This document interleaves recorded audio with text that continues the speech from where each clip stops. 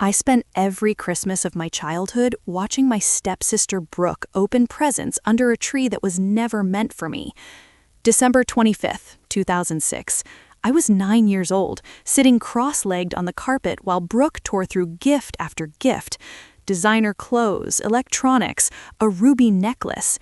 23 gifts total. I counted every single one. Then my father cleared his throat.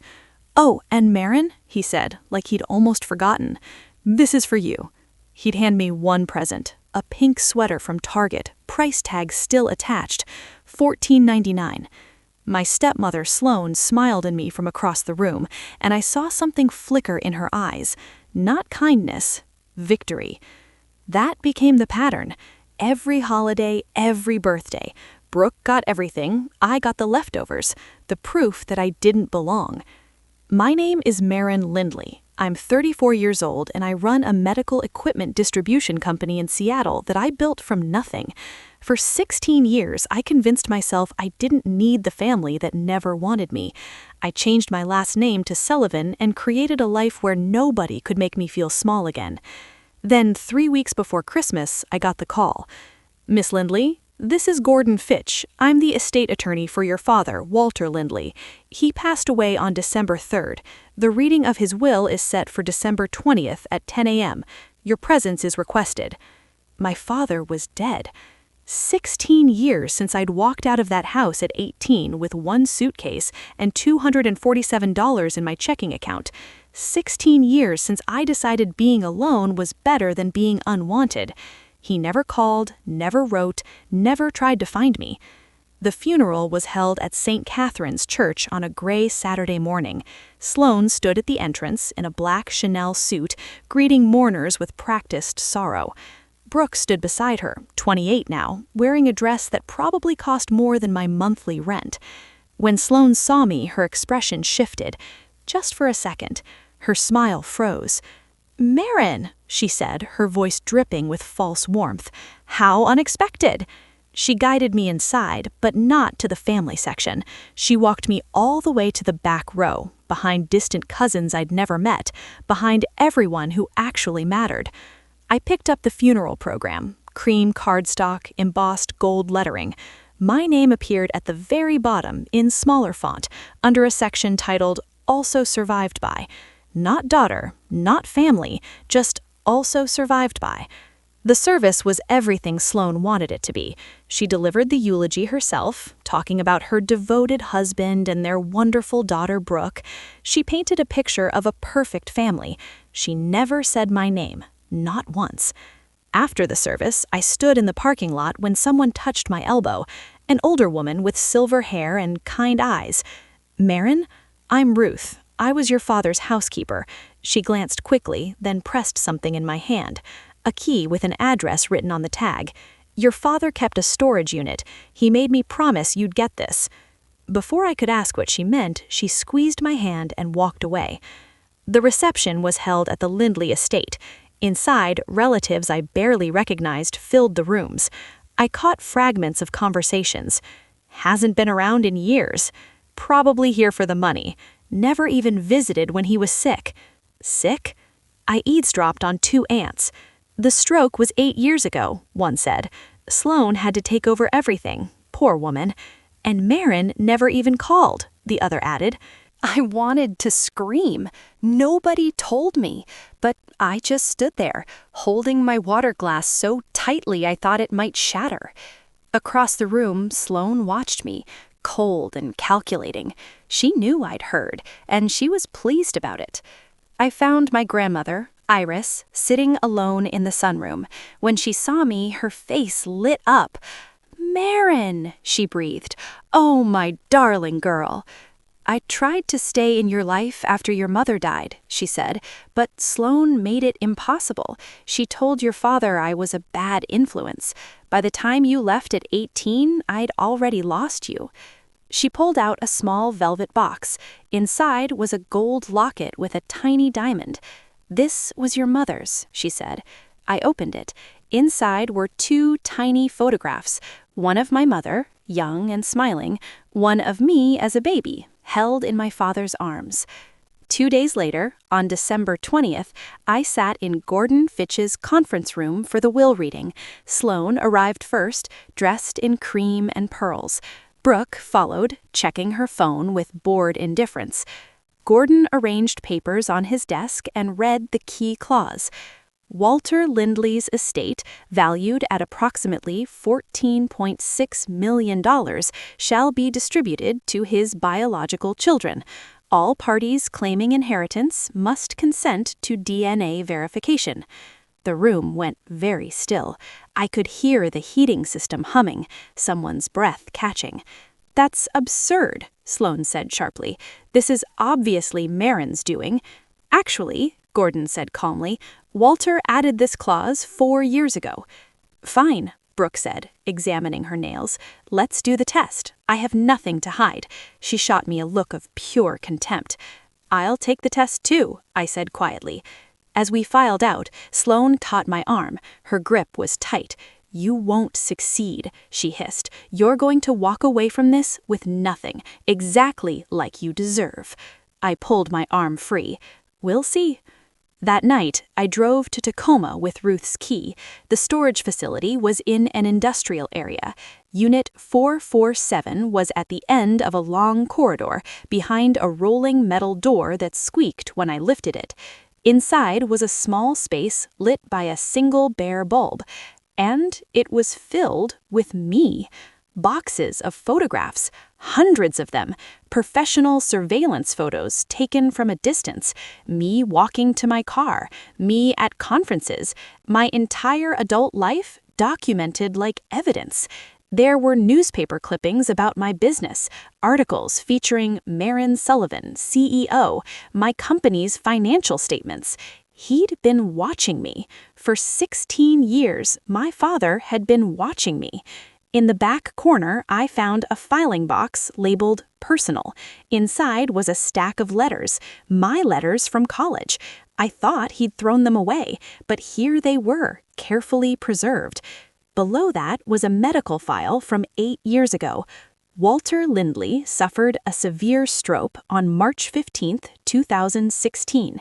He lost the ability to speak for 6 months. There was a letter from a neurologist to Gordon Fitch. Patient's wife has restricted all visitors and phone calls. Patient becomes agitated when trying to communicate, but is unable to write coherently. I have concerns about his level of isolation and her control over his medical decisions. My father couldn't speak, couldn't write, couldn't reach me, and Sloane made sure of it. At the very bottom was a thick legal folder. I opened it with trembling hands. DNA test results, dated December 2018. Brooke Harper Lindley, no biological relationship detected to Walter Lindley, 0% genetic match. Brooke wasn't his daughter. Below that were medical records when Brooke was 15 and needed a blood transfusion. My father tried to donate, but the hospital said he wasn't a match. That's when he ordered the private DNA test. And then, divorce papers, signed and finalized 7 years ago. Walter Lindley divorced Sloane Harper in 2017. I sat on the concrete floor of that storage unit and pieced it together. He found out Brooke wasn't his. He divorced Sloane, then he had the stroke, and she took control of everything. She kept him isolated, trapped. And she'd been planning this for years, waiting for him to die so she could claim everything through Brooke. I called Gordon Fitch. "I need to see you tonight. I found something." We met at his office at 9 p.m. I spread the documents across his conference table. Gordon read through everything twice, his expression growing darker. "She committed fraud," he said finally. Sloane knew Brooke wasn't Walter's biological daughter and still tried to claim the inheritance through her. "What happens now?" I asked. "Now," he said, "we wait for the DNA results, and then we make sure Walter's actual wishes are honored." 5 days before Christmas, Gordon called me. "Results are in. Can you be here tomorrow morning? 9 a.m. I barely slept that night. The next morning, I arrived at Gordon's office at 8:45. Sloane and Brooke were already there. This time, Sloane's composure was cracking. Her hands were clasped so tightly in her lap that her knuckles had gone white. Brooke's leg bounced nervously under the table. Gordon entered at exactly 9 o'clock, carrying a manila envelope. The room fell silent, the kind where you can hear your own heartbeat, where every tiny sound becomes magnified. The whisper of paper, the creak of a chair, someone's shallow breathing. Gordon opened the envelope and pulled out 2 documents. "I'll start with the results," he said. "Marin Lindley, confirmed biological daughter of Walter Lindley, 99.97% match." I exhaled slowly. Gordon continued. "Brooke Harper Lindley, 0 biological relationship to Walter Lindley, no genetic markers in common." The silence that followed was deafening. Then Brooke's chair scraped violently against the floor as she shot to her feet. "That's impossible," she shouted. "Run it again. The lab made a mistake." She whirled towards Sloane, her face contorted with panic and rage. "Mom, tell him they're wrong." But Sloane didn't move. She sat frozen, her face a mask of barely controlled fury. Not shock, not surprise. Fury. I reached into my bag and pulled out the folder from the storage unit, the one with documents that were about to destroy everything Sloane had built. "I think this might interest you," I said, sliding the DNA test from 2018 across the table. Sloane's face went white. Brooke snatched the paper, her hands shaking as she read it. Then she read it again and again, like the words might change if she just stared at them long enough. "You knew," Brooke whispered, looking at her mother with an expression that made my chest ache despite everything. "You knew I wasn't his daughter and you never told me?" "Brooke, sweetheart," Sloane started, reaching for her. "Don't touch me." Brooke jerked away. How long have you known?" I pulled out another document, the medical records from the blood transfusion. "Since you were 15, I said, when you needed blood after the car accident and Dad tried to donate. The hospital told him he wasn't a match. That's when he ordered the first DNA test." Brooke's legs seemed to give out. She collapsed back into her chair, staring at nothing. 13 years, she breathed. "You let me believe a lie for 13 years. Sloane recovered quickly. She always did. She stood up, smoothed her cream skirt, and turned to Gordon with the kind of confidence that only comes from decades of manipulation. "This is clearly a conspiracy," she announced, her voice ringing with false authority. "Marin has obviously fabricated these documents. Gordon, you've known our family for years. Surely you can see what she's doing. She's trying to steal Brooke's rightful inheritance." I almost laughed. Almost. "Then explain these," I said, sliding the divorce papers across the table. Gordon picked them up, his eyebrows rising as he scanned the pages. "These are legitimate, filed with King County Superior Court in March 2017, signed by both parties. Your marriage to Walter Lindley was dissolved 7 years ago, Mrs. Harper." The Mrs. Harper landed like a slap. Sloane's carefully maintained composure cracked. "That was a private matter," she hissed. "Walter and I had an understanding. We maintained the household for Brooke's sake." "For Brooke's sake?" I interrupted.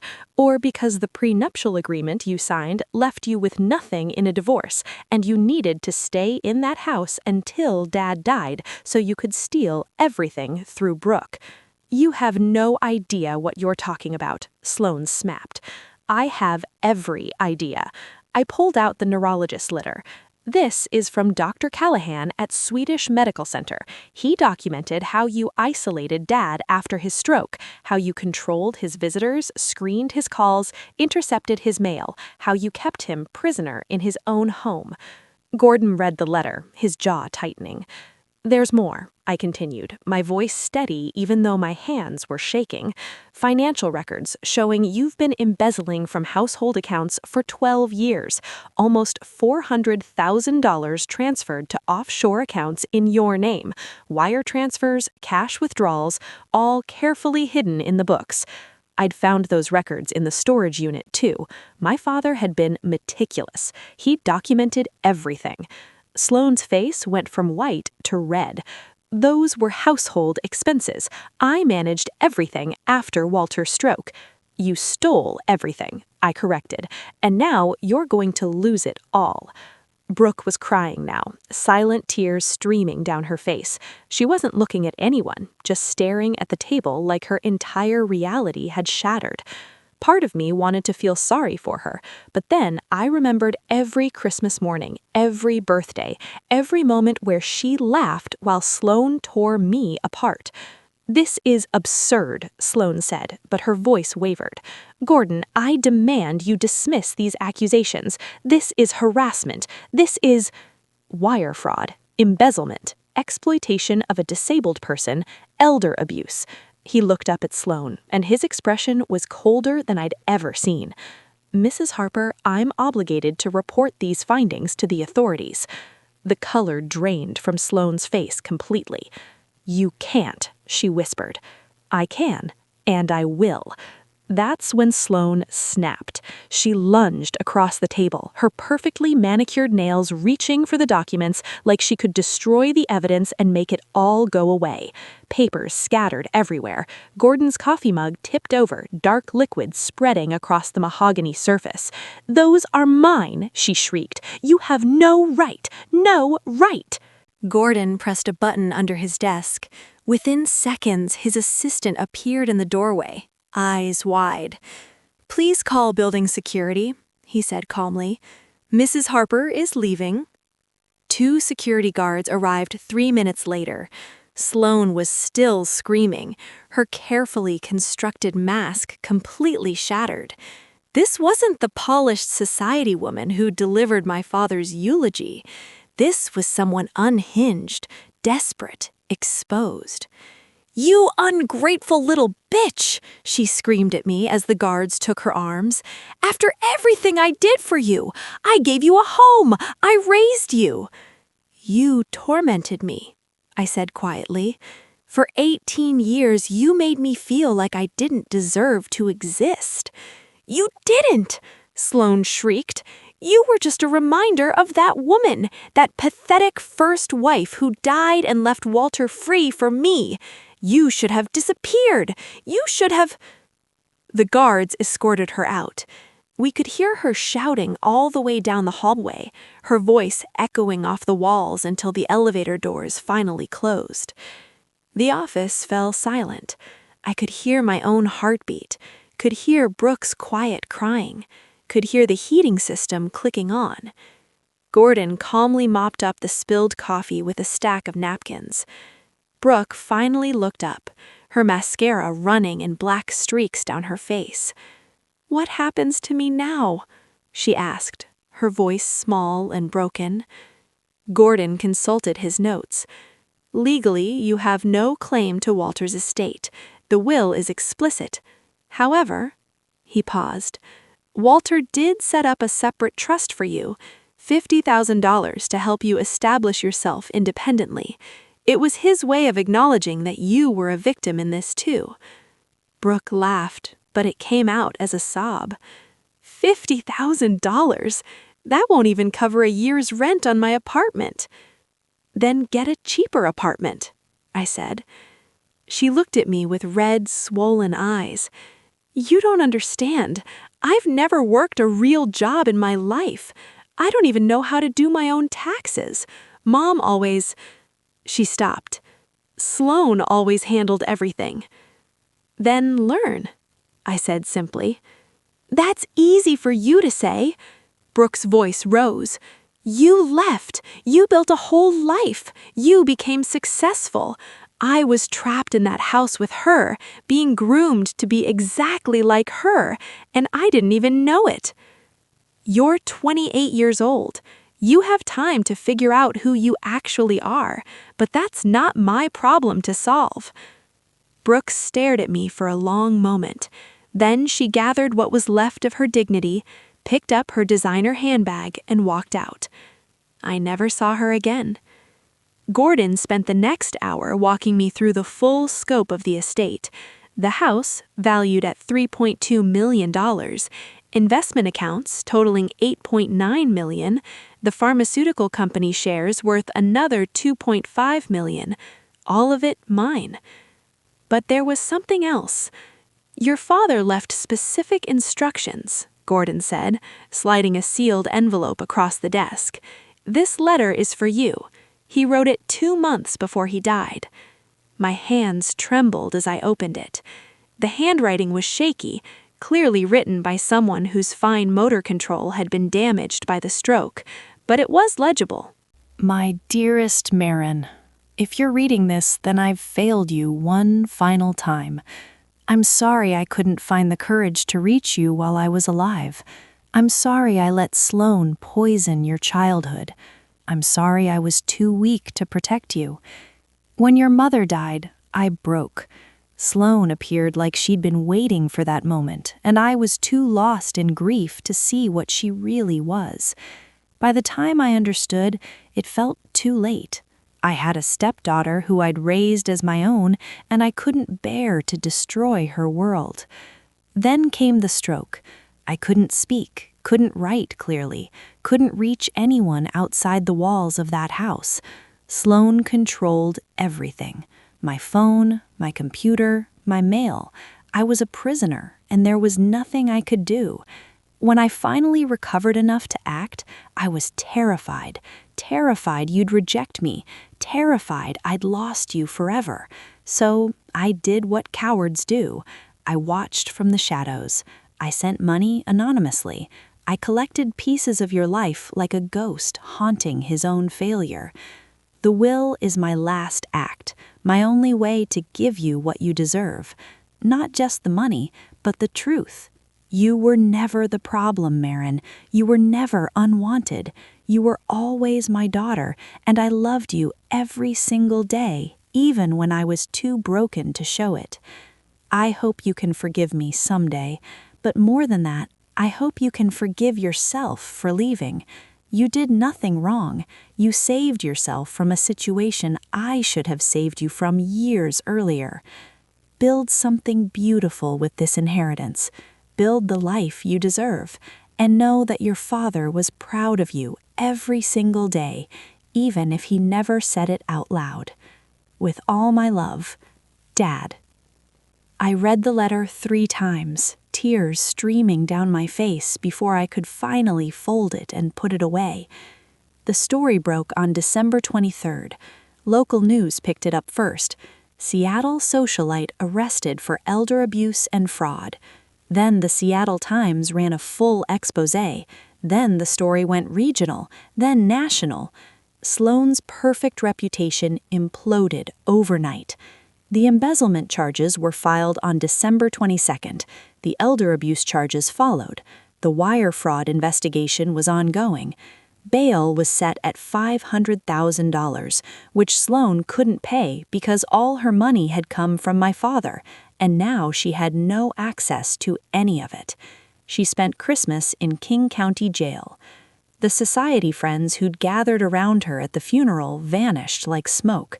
The women who'd envied her, who'd attended her parties, who'd complimented her taste, now refused to take her calls.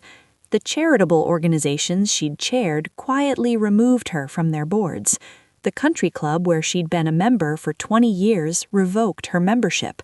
Everything she'd spent 3 decades building, gone in 72 hours. I should have felt victorious, but mostly I just felt tired. On Christmas Eve, I met Iris at a small cafe in Ballard. Snow was falling outside, soft and gentle, covering Seattle in white. Christmas lights twinkled in the windows of shops and restaurants. Carolers sang on the corner. Iris held both my hands across the table. "What will you do now?" Iris asked. "I'll sell the house," I said. "I can't live there, too many ghosts." "And the money?" I'd been thinking about that for days. "I'm starting a foundation," I said, "for kids from broken families, kids who grew up feeling unwanted, kids who need someone to tell them they're not the problem." Iris smiled, her eyes bright with tears. "Your mother would be so proud." That evening, I drove to the Lindley estate one last time. The house was empty now. Sloane's belongings had been removed by court order. Brooke's things were gone too. I walked through the rooms slowly, saying goodbye to the ghosts. The living room where I'd watched Brooke open 23 presents while I got one. The kitchen where Sloane had served Christmas dinners that I was barely invited to. The back hallway where I'd hidden during parties, hoping no one would notice I existed. But I also found good memories, buried under all the pain. The window seat where I'd read books for hours. The garden where Ruth taught me to plant roses. The small closet under the stairs where my father once found me crying and, for just a moment, let me see his own grief. I stood in his study on the 3rd floor, the room that had been locked for so many years. His desk was still there, his books, his chair. On the desk, I found one more thing, a photograph in a silver frame that Ruth must have left for me. It was from my first Christmas. I was maybe 6 months old, bundled in a red velvet dress. My mother held me, her smile radiant. My father stood beside us, his arm around her shoulders, looking at both of us like we were his entire world. Before Sloane, before everything broke, before I became the unwanted daughter. I picked up the photograph and held it against my chest. "I forgive you, Dad," I whispered to the empty room. "I forgive you." On Christmas morning, I woke up in my hotel room to 17 voicemails. The first was from Gordon. Sloane had tried to post bail using jewelry she'd hidden in a safe deposit box. The jewelry turned out to be stolen from my father's family collection. Additional charges were being filed. The second was from Ruth. She'd found more documents in the house, evidence that Sloane had been drugging my father in his final months, keeping him sedated so he couldn't reach out to anyone. The rest were from reporters wanting interviews about the Christmas inheritance scandal. I deleted them all.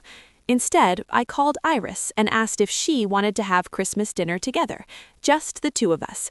We met at a quiet restaurant in downtown Seattle. Turkey dinner, cranberry sauce, pumpkin pie. Nothing fancy, nothing extravagant. Just family. Real family. Later that evening, as I drove back to my hotel room, I passed the Lindley estate one last time. The Christmas lights were off, the house dark and empty. No smoke from the chimney, no warmth in the windows. It looked exactly how it had always felt. Cold. But I was warm. I had my mother's locket around my neck, my grandmother's presence in my life, my father's letter in my bag, and the truth, finally, completely, undeniably mine. 3 months later, the house sold for $3.4 million to a tech executive with 4 kids who wanted to fill it with noise and laughter. The trial was set for June. Gordon told me Sloane was trying to negotiate a plea deal, but the prosecutor wasn't interested. Too many charges, too much evidence, too public a case. She would serve time. Real time. Years, probably. Brooke sent me an email around February. Short. Formal. "I got a job at a bookstore. It's minimum wage, but it's mine. I'm in therapy. I'm trying to figure out who I am without her. I don't expect forgiveness, but I wanted you to know I'm trying." I read it twice, then archived it without responding. Maybe someday I'd write back. Maybe someday I'd be ready to have that conversation. But not today. The foundation launched in April. The Lindley Family Foundation. Scholarships for kids who grew up in fractured homes. Support groups. Counseling services. Everything I wished I'd had. The application asked one question. Describe a time when you felt like you didn't belong in your own family. The first year, we received 847 applications. I read every single one. Their stories broke my heart. Kids who were scapegoated, kids who were forgotten, kids who grew up believing they were the problem. We funded 60 scholarships that first year. 60 kids who would never again have to wonder if they were worthy of love. On the 1-year anniversary of my father's death, I visited his grave. The headstone was simple, black granite with gold lettering. Walter James Lindley, 1956-2023. Beloved father. I placed a bouquet of white roses at the base. "I did it, Dad," I said quietly. "I built something beautiful, just like you asked." The December wind rustled through the trees. Snow was starting to fall again, soft and gentle. I pulled my coat tighter and smiled. For the first time in 34 years, I felt like I belonged, not to a family that never wanted me, but to myself, and that was enough.